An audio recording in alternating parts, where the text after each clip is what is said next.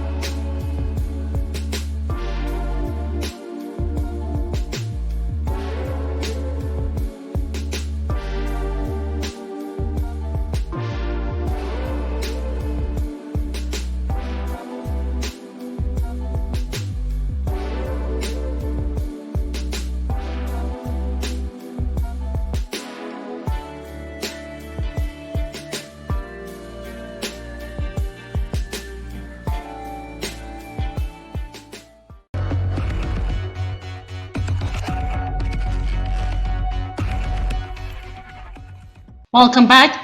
Our guest in the studio today is Dr. Gordon Cupido. He is an expert in infectious diseases. He'll be talking to us about what COVID-19 looks like right now, how one should deal with a pandemic of this nature, and issues around the peak, as we are expecting it to flatten out in the coming weeks. Thank you for joining us, Doctor. Thank you for having me.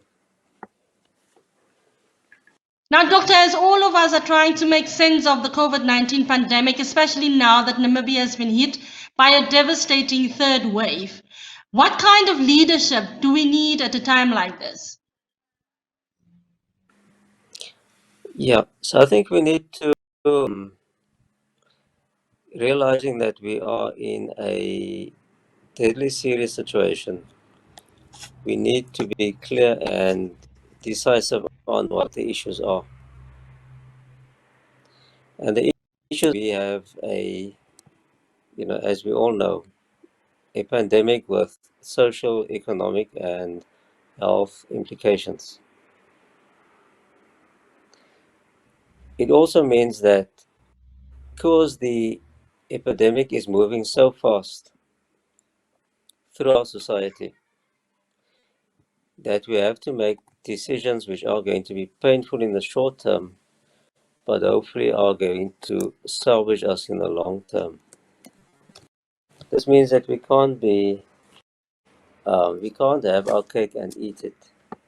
We can't go for half measures which we think will preserve normal life and at the same time stop this from spreading. So the leadership we require is one that is going to make it clear to people that we need to change the way we act, we need to change the way we socialize, we need to change the way we work if we want to get on top of the situation. If we try to live normally, we are not going to get on top of the situation, which means we need to make sacrifices. And those of us who have more must make more sacrifices so that those who have less can at least sustain themselves in this time. It also means that we need to look at leadership not only in terms of political leadership, we need to look and we need to provide leadership at the local level. So church leaders, traditional leaders, community leaders, thought leaders at all levels now step forward.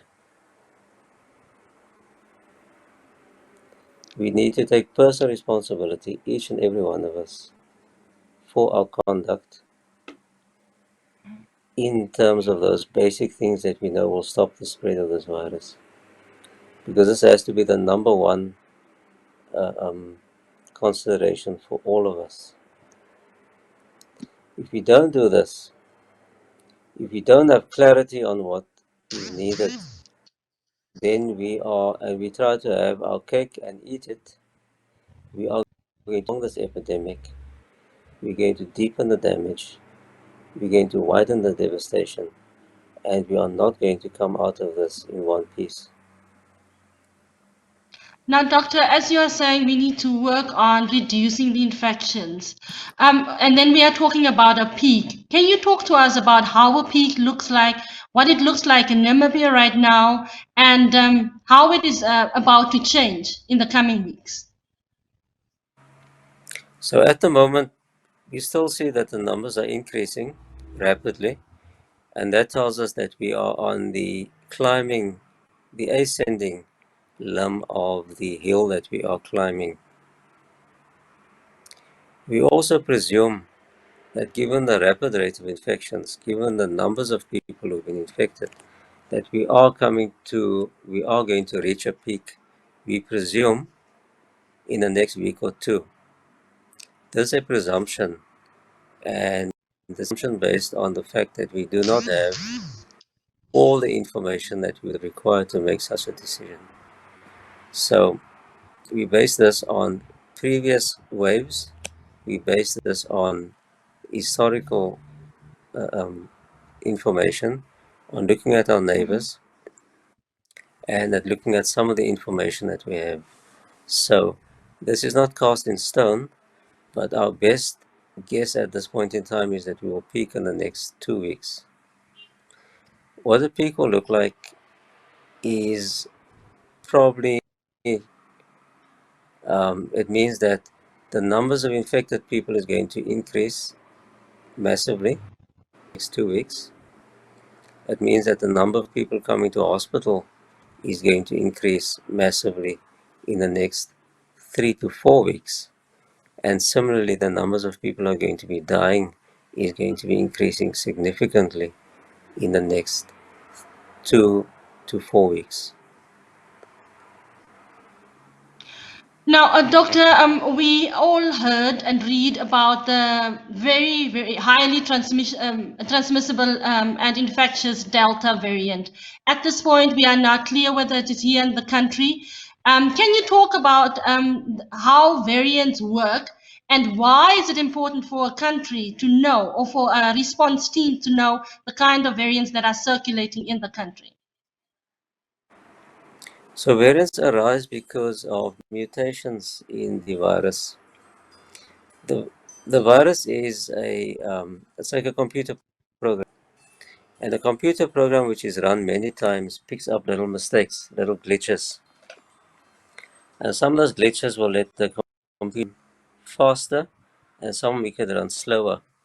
So in this case, the mutations, which are mistakes in the genetic code of the virus and which occur at random, can sometimes make the virus less fit, and sometimes it can make the virus more fit. By more fit, we mean it makes the virus more transmissible. It might make the virus more infectious. It might also mean that the virus is more able to evade the immune system. So, because this virus is circulated in so many people at the same time all over the world, this virus has had multiple occasions and chances to change as it multiplies. And as said, when this virus now has encountered people who've had previous infection or potentially have been immunized, then those mutations which can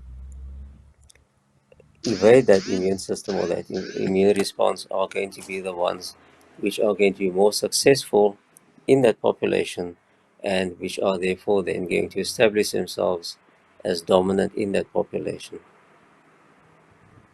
So we've had multiple variants or multiple mutations which have differentiated, which have separated out from the original virus, which have become more transmissible than the original virus, and therefore they become more useful. They infect many more people. The Delta virus was first picked up in India during the second wave that they were having, and it's become very successful in India. It has taken over as the dominant strain in India, and from India it has been exported into other countries.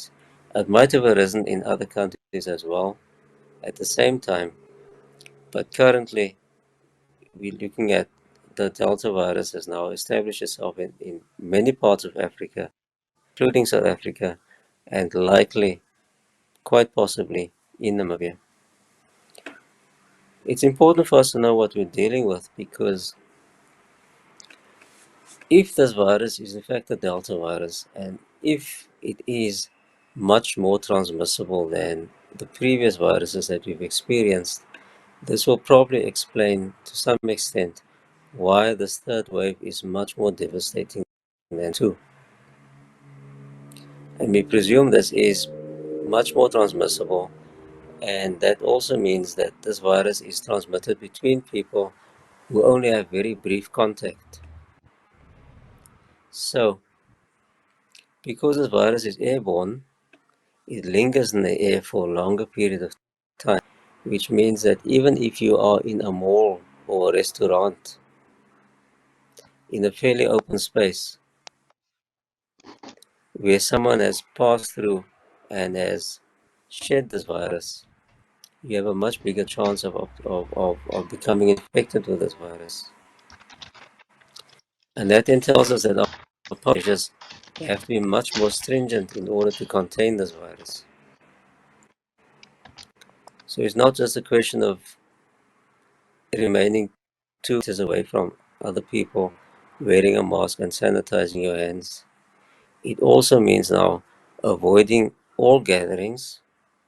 It also means limiting your exposure to people in relatively large but unventilated spaces like shopping malls or restaurants, so that even if you are meters away from the person, your chance of being infected are still are still present.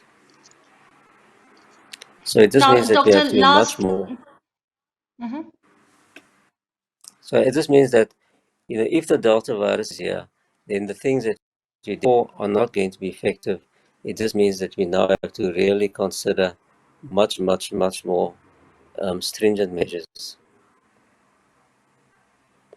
Now, in conclusion, doctor, there are reports around the world that the Delta variant and other variants that are now emerging may be potentially vaccine resistant or drug resistant. Can you talk to us about this?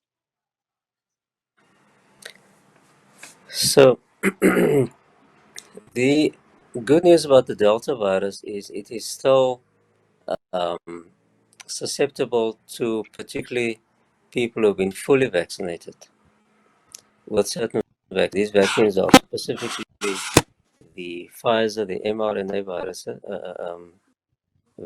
as well as the AstraZeneca vaccine. But this only applies to people who've been fully vaccinated. So if you've had your initial dose of an AstraZeneca, you are still susceptible. Probably you're um, about 60+% susceptible to the virus, whereas with the previous viruses, the beta and so on, they'd have about a 70 to almost 80% resistance to becoming infected after the first dose. So what it means with the Delta is the importance of completing the vaccination, of having your 2 doses. So that is the important thing with this particular Delta viruses. Full vaccination Um, equals mhm. very good protection. First dose or one dose only does not really confer good protection. Dr. D, you didn't say anything about the Sinopharm or the Sinovac virus. I mean, vaccines. How effective are they against the Delta variant? So the Sinopharm is specifically tested in against the Delta variant, neither against the Beta variant in South Africa. So we can assume that it might be effective, but we can't really say so for a fact because that hasn't been tested in that environment.